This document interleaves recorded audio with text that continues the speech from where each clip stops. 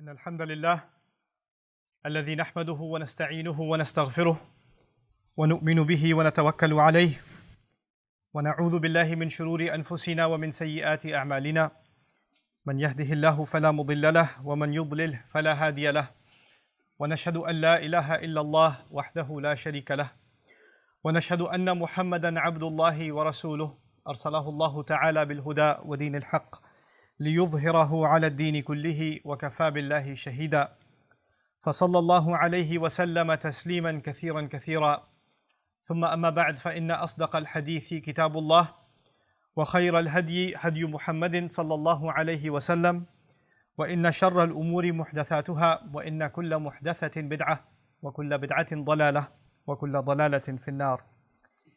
يقول الله عز وجل في كتابه الكريم بعد أن أقول أعوذ بالله من الشيطان الرجيم: وإذ قال موسى لفتاه لا أبرح حتى أبلغ مجمع البحرين أو أمضي حقبة.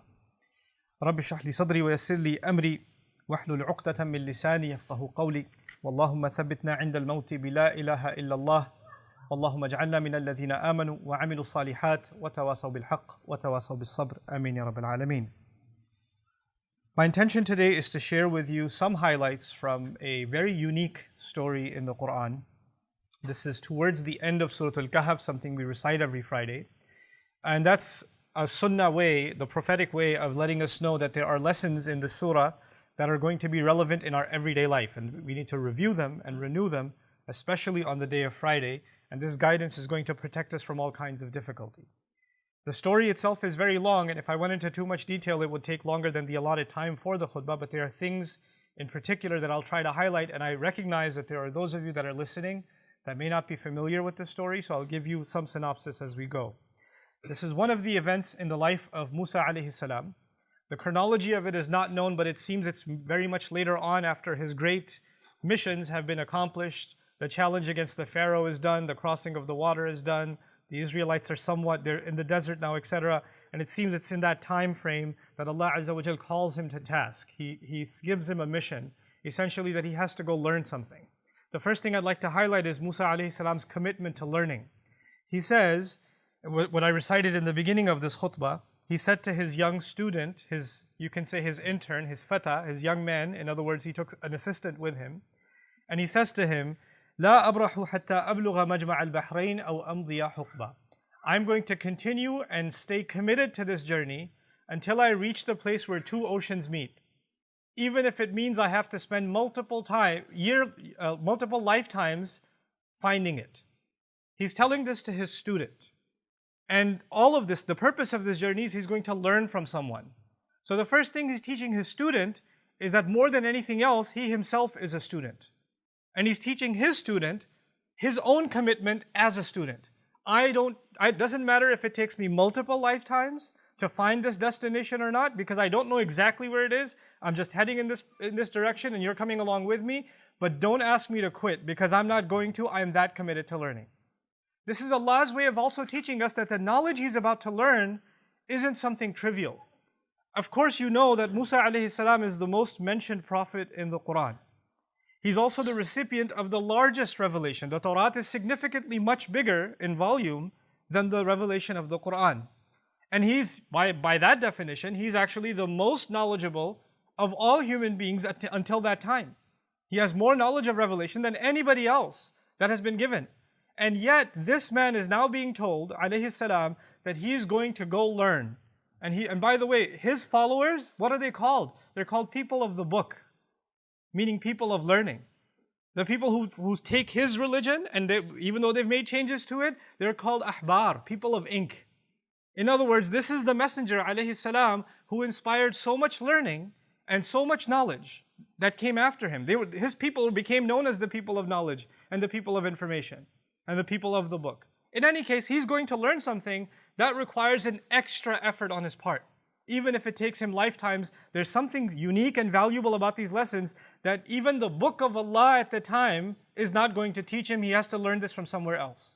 Even the Torah doesn't have this answer. And Allah won't just give it to him. He won't just reveal it to him. Allah says in the Quran, وَكَلَّمَ اللَّهُ مُوسَى تَكْلِيمًا. Allah used to speak to Musa alayhi salam directly, in direct communication, and engage with him in a very rigorous communication. And yet Allah says, no, this is not the kind of learning that even Allah will teach you directly. You're going to have to go on a journey. So it is a very unique circumstance. You don't just pass over this little bit of information. You have to appreciate what's going on here. The most knowledgeable person in the world at the time is now being told, you have to go learn a lesson from somewhere else. And so he goes on this, what seems like an endless journey. Who is this person that he's going to learn from? What are his credentials? I mean, if Musa alayhi salam is the most mentioned prophet in the Quran, is going to become a student of someone, we must really learn his name and acknowledge him. So now when we get to that, Allah Azza wa Jal, all He says is, فَوَجَدَ عَبْدًا مِنْ عِبَادِنَا. They found one of our servants. Literally, the Quran describes this teacher of Musa alayhi salam as one of our servants. I know that in our narrations and some of the opinions, we find his name to be Khidr or Khidr, it's pronounced differently. Quran deliberately does not mention his name. You would think this is a very important individual, and there's even an argument whether it's human or angel. It's not an issue in the Quran. The Quran didn't ask that question. We don't have to ask that question. The Quran gave us one bit of information about him. He was one of our slaves. What does that do? That actually teaches us something profound about those who reach the heights of knowledge. They are nothing more than a slave of Allah. Their titles, their credentials are insignificant before Allah. He's a mysterious figure that Musa alayhi salam just knows, this is the person I have to learn from. And it's really interesting also, Musa alayhi salam does not ask him his credentials and say, so I'm supposed to learn from you? I mean, where did you graduate from? What revelation do you get? Well, who are you supposed to be? Like, when you're learning from someone, you want to kind of size them up. There's nothing like it. Musa alayhi salam straight up goes to him and says, هَلْ أَتَّبِعُكَ عَلَىٰ أَن تُعَلِّمَنِي مِمَّا عُلِّمْتَ رُشْدًا. May I follow you? And he didn't say, هَلْ تُعَلِّمُنِي? Could you just teach me? I came all this way because apparently you know some things I don't know. So why don't you just tell me? I'm already tired. لَقَدْ لَقِينَا مِن سَفَرِنَا هَذَا نَصَبًا. Quran also describes Musa alayhi salam on this journey. We've been pretty exhausted. Mind you, this is the same Musa alayhi salam who's crossed the water, who's been in the desert, who's done quite a few pretty exhaustive things, who's been in Madi and almost dying of dehydration to find water. This is the same Musa that went on this journey and says, I'm pretty exhausted by now. And after this exhaustion, he doesn't just say, can we just sit down here and learn now? Because it's been a pretty tough journey for me. He says to this individual, this abd bin ibadillah, he says to him, هَلْ أَتَّبِعُكَ? Can I follow you? This is interesting because what he's going to learn isn't just words. He has to follow him. This is a kind of learning that will come from experience. It's not book knowledge. It's not classroom knowledge. It's experience knowledge. And this is something Musa alayhi salam already knows. This person will teach me something that cannot come from books or words. He's going to show me certain experiences. So he's asking permission to follow him, and only by living those experiences will I learn something. And of course, his response is, you don't have the patience for it. لَن تَسْتَطِيعَ مَعِيَ صَبْرًا. I don't see you as capable of withstanding what's going to be coming. I don't see that you have the grit, the perseverance, the patience it takes to learn these lessons. And Musa alayhi salam then convinces him. And by the way, Musa alayhi salam could have also said, excuse me, I don't have patience. You know who I deal with? I dealt with Fir'aun. I debated with him. You know whose leader I am? Banu Israel. I don't have patience? You know what the kinds of things they've said to me? He doesn't say that.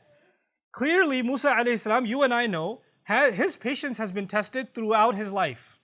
Throughout his life, time and time again, his patience has been tested. And yet, these lessons, his teacher is telling him, they're not that easy. It's going to test your patience. You're going to lose it. You're not going to be able to withhold it. That's a pretty powerful statement to make. And for Quran to record it like that about Musa alayhi salam. And he says, سَتَجِدُنِي إِنْ شَاءَ اللَّهُ صَابِرًا. You'll find me patient. Inshallah, if Allah wills, I'm not saying that I have that capability, but if Allah grants me that capability, I will demonstrate patience to you. Okay, so that's his prerequisite for this learning. This is important for us because before we learn anything about these lessons, what we have to internalize is that these lessons cannot be learned if you're not patient. And these lessons will only be learned if your and my patience is tested, if we're put in difficult circumstances. These lessons are directly related to difficulty and hardship. where your patience and your grit is going to be put to the test.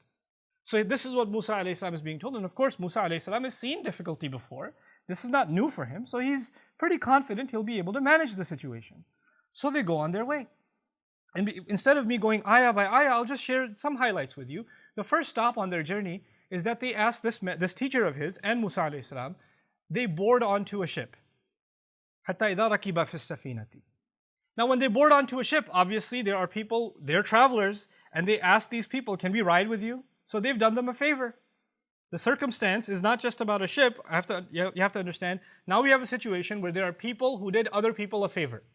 The people that own the ship have done Musa alayhi salam and his teacher a favor by allowing them to ride along with them. They go on this ride, خَرَقَهَا, he starts going, you can imagine, goes to the bottom of the ship and starts ripping out the planks and damaging the ship. It's now starting to sink from inside. And Musa alayhi salam's like, أَخَرَقْتَهَا لِتُغْرِقَ أَهْلَهَا? Have you just damaged this boat so you can drown the people that are on it? What are you doing? What an unheard of thing you're doing. لَقَدْ جِئْتَ شَيْئًا إِمْرًا. What a terrible thing you're up to. How could you do this? And the teacher turns to him and says, أَلَمْ أَقُلْ إِنَّكَ لَن تَسْتَطِيعَ مَعِيَ صَبْرًا. Didn't I tell you you don't have the patience for this? You can't learn these lessons. And he says, okay, لا تؤاخذني بما نسيت ولا ترهقني من أمري عسرا. Okay, don't hold me to this. Don't penalize me for this mistake, and don't make this hard for me. Fine. You just do what you do. But before we go any further, I want you to appreciate something. There are people that are going to be in your life and mine that you might be doing something good to. You did something good to them, and they do something terrible to you. And you're standing there, what? How? Why would you do this to me? Or you're a bystander watching, like Musa alayhi salam is a bystander watching. They did something good for us. Why are you hurting them? The last person you should be hurting is the one who did good to you. You know, like the poet says, أُعَلِّمُهُ الرِّمَايَةَ كُلَّ يَوْمٍ فَلَمَّا اسْتَدَّ سَاعِدُهُ رَمَانِي. I taught him how to do archery every day, and when his shot got really good, he shot me. You know, this idea is so weird. I was helping you. I did so much for you. How could you turn around and do this to me? This is what Musa alayhi salam is shocked about. Anyway, this is the first lesson. They go on.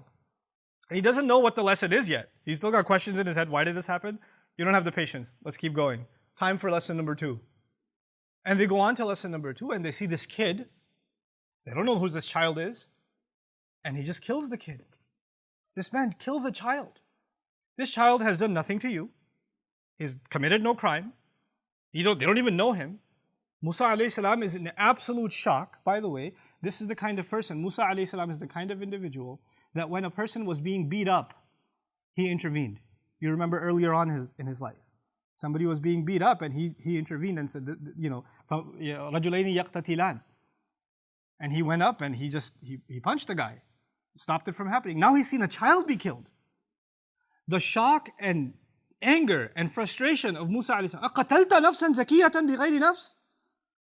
Are you serious? Have you killed a pure, innocent soul without it having, or this child having committed any crime? What kind of unheard evil have you just committed? لَقَدْ جِئْتَ شَيْئًا نُكْرًا. And the teacher turns to him again with this corpse of a child in front of him and says, أَلَمْ أَقُلْ لَكَ إِنَّكَ لَن تَسْتَطِيعَ مَعِيَ صَبْرًا. Didn't I say to you, you're not going to have the patience for this. You can't handle this. قَالَ إِن سَأَلْتُكَ عَنْ شَيْءٍ بَعْدَهَا فَلَا تُصَاحِبْنِي. Okay, he said, fine, if I ask you anything else, then okay, you don't have to accompany me. I got it. Okay? قَدْ بَلَغْتَ مِن لَدُنِّي عُذْرًا. From my end, I have no excuse. You have every reason to leave me. If I cross the line one more time, I've been disqualified. Now we've got 2 circumstances so far. One in which people did good to them, and apparently they did bad back. In the other, nobody did anything to you. You have nothing to do with this one. Why would you harm them? Why would you do something to them? And this is also something unfathomable for Musa alayhi salam. And then you get to the third circumstance. And فَوَجَدَ جِدَارًا يُرِيدُ أَن يَنْقَضَّ فَأَقَامَهُ. They went to some town, and فَأَبَوْا يُضَيِّفُوهُمَا. They refused, the people refused to be hospitable to them in the least bit. Hey, do you know where the well is? When we drink the water, shut the door in their face. Pushing them around. Nobody's offering them any help. You know? And they're clearly not welcome where they are. أَبَوْا يُضَيِّفُوهُمَا is I don't know, as a kid I watched a lot of Western flicks. A guy walks into a salon and somebody's chewing on a straw just staring at him like there's about to be a gunfight or something. Like they're known they're not welcome here. What you doing here, stranger? That kind of thing. So when that happens and they're not welcome, they're walking by and they see this monument type wall that's broken down and it's tipping over. Yuridu an yanqadda. It looks like it's going to tip over and damage the whole street. And his teacher says, yeah, we're going to work on this wall. We're going to fix this whole wall in the middle of town. People are cursing at them. People don't care for them. People are clearly letting them know, you better leave here. You better get out of here. And they're fixing the street in the middle. They're fixing this wall in the middle. And Musa alayhi salam's like, these people are terrible to us. And they won't even give us so much as a sip of water. We've been working and laboring here all day building this wall. If you wanted, you could have been paid for this work at least. Maybe we would have gotten a couple of dollars here and there, and maybe we would have eaten something. But that much, and he says, this is it. This is the time you and I part. هَذَا فِرَاقُ بَيْنِي وَبَيْنِكَ. It's interesting, the story began where two oceans meet, and it's ending where they part. These two are now parting. And in a sense, they're both also oceans of knowledge. Musa alayhi salam is the ocean of knowledge of revelation. And this teacher of his is the knowledge of this other kind of knowledge that doesn't come from books. But now they're parting. And so now he tells him the reasoning behind all three of these. There was a greater plan from Allah. And in this plan, those people whose ship was destroyed, actually their ship was about to be seized by the navy. The king was taking every ship to add to his navy. When they came by their ship, they saw the ship is damaged. They said, no good for the navy. They let it go. They're going to suffer damages. They're going to have to fix it up. But at least they still get to keep their livelihood. They can still earn a living. In the case of the child, only Allah could have known that down the road in the future, this child was going to be a criminal, tyrannical to his parents. And Allah gave that child an outlet to Jannah, and Allah allowed his parents also relief of great calamity that was coming their way. Nobody could have known that except Allah. In the case of this wall, Allah was looking out for two orphans in that town that was so mean to them, whose father left a great deal of money behind, and that money was buried under that wall. If that wall tipped over, people would have seen that treasure. They would have, the kind of people they are, we know what kind of people they are, those kids wouldn't have seen a penny of it. That would have been eaten up by somebody else. And Allah wanted that those kids grow up one day and are strong enough to protect their assets, and then they dig up what is theirs. This was Allah's plan. But in all of this, none of this makes any logical sense. I mean, unless you know Allah's plan, you're not going to know the logic behind something terrible that happens. What I'm getting at is sometimes you're going to do good for people and you're not going to get compensated like that wall. Sometimes people are going to do terrible things to you. You haven't done anything to them. Sometimes you've done good for them and they only do horrible things to you or somebody else. You see these things around you. And when this happens, your patience is going to be tested. How can they get away with this? How can they do this to me? Why would they do this? I want to give you one more place in the Quran, which is also in a sense related to the people of Musa alayhi salam in Surah Al-Isra. Very interesting language. You know, the Israelites, when they were established and when they finally became an independent nation, eventually Allah Azza wa Jal actually in the history of the Jews, in the history of the Israelites, they were ransacked and invaded by foreign nations multiple times. And Allah mentions two major invasions in Surah Al-Isra. But the way He mentions it, understand that the Israelites, the Jewish community of the time, we consider them the Muslims of that time. You have to understand what that means. They were the Muslims of that time. That was the Ummah. And they lived in a town, and then non-Muslims came, non-believers came, and invaded them. فَجَاسُوا خِلَالَ الدِّيَارِ. They broke into every home. You don't have to go further. When you describe soldiers breaking inside homes, then you know what happens next. That doesn't have to be spelled out. Everybody can know. Anybody who understands war knows. When militaries go into civilian towns, all unnamed kinds of atrocities take place. But that army that came in, you know what Allah called them? He says, بَعَثْنَا عَلَيْكُمْ عِبَادًا لَنَا أُولِي بَأْسٍ شَدِيدٍ. We appointed over you, meaning we sent to invade over you, servants of ours. The strangest phrase. Those people were disbelievers, enemies of Allah, pagans, attacking Muslims, and what did Allah call them? His servants. Sometimes people that do terrible, terrible things, they don't even know that they're serving a larger plan from Allah. They don't even know it. They don't even know that even in their rebellion against Allah, they are actually at Allah's service. They don't even know. The believers might not understand why this is happening to them. They don't see the future script. They don't have that curtain lifted from Allah, like in the case of the teacher of Musa who said, look, this is going to test your patience because you don't know what's behind the scenes. All you see is what's happening in front of you. You don't know what's going on, in the background. This is alimul ghaibi wa shahada. Allah knows the unseen and the seen. We only get to see what's in front. And when we see what's in front, we go crazy. We lose patience. We say, how can they do this? How did Allah let this happen? You know those parents who lost their child are not going to say, oh yeah, I guess he was going to get older and be a big pain. They're not going to say that. They're going to say, how did Allah let this happen? Why did my child have to die? And those same parents, if that child lived 20 years later, I wish you died when you were young. The kind of pain you've caused us. Those same parents will say those words. But Allah knew. They don't know. Wallahu ya'lamu wa antum la ta'lamun. Allah knows and you don't know. Allah has knowledge and you don't have knowledge. This is the kind of lesson that Musa alayhi salam could not just have been told. He had to experience it. Why? Because you can read about patience. You can learn about it. You can listen to a khutbah about it. But if you're experiencing something, you're experiencing a kind of situation where you cannot understand why this is happening to you. Why is this happening to me? And then still know, لا تحسبوه شرا لكم بل هو خير لكم. Don't think this is a bad thing for you. There's good in this for you. There's good in it for you. If you can internalize that, then you've learned one of the most important lessons in the Quran. One of those lessons that could not have been learned easily even by the likes of Musa alayhi salam. And if it's not easy for you and me to internalize that lesson right away, that's okay. It wasn't even easy for Musa alayhi salam. We're not being expected to turn into angels. We're not being expected to not be frustrated, to not be angry, to not lose patience. That's not the expectation from Allah.